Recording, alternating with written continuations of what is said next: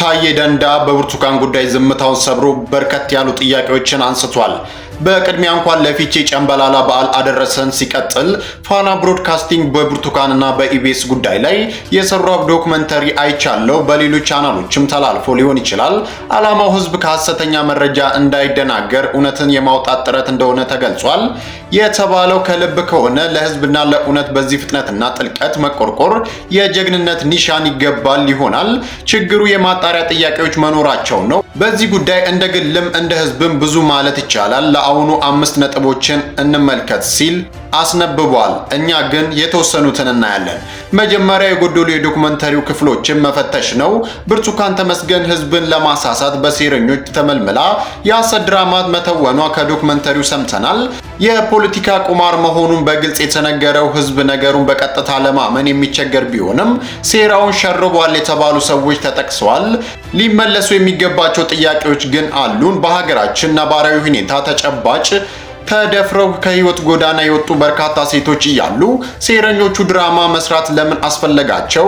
ድራማ ቢያስፈልግስ በተለያየ ምክንያት ህይወት ተበላሽቶባቸው በጎዳና የሚኖሩ ብዙ የመከራ ሰለባ ሴቶች እያሉ ባለትዳር የልጅ እናትና የተመቸ ኑሮ የነበራት ብርቱካን ለትወናው በምን መስፈርት ተመረጠች?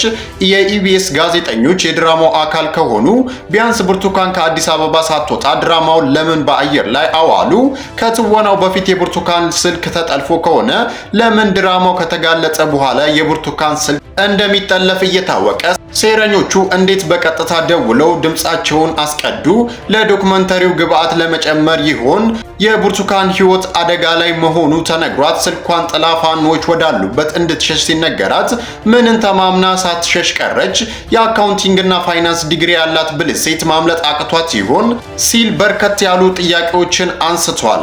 የበሻሻው አብይንና የሾላው ነብይ በተራ ጫጫታ አይጠፉም ሲል እዩ ጩፋ ምላሹን ሰጥቷል። ብታምኑም ባታምኑም በኢትዮጵያ ምድር በራሳቸው ጄት እየተንቀሳቀሱ የሚያገለግሉ አደገኛ ሰዎች ይነሳሉ ያለው ነብይ እዩ ጩፋ ከዚህ በኋላ የሚኖሩ ፕሮግራሞች ከዚህ የበለጠ ይሆናሉም ብሏል። በመጨረሻም የበሻሻው አብይና የሾላው ነብይ በተራ ጫጫታ አይጠፉም ሲል መልእክቱን ማጠናቀቁን ተመልክተናል።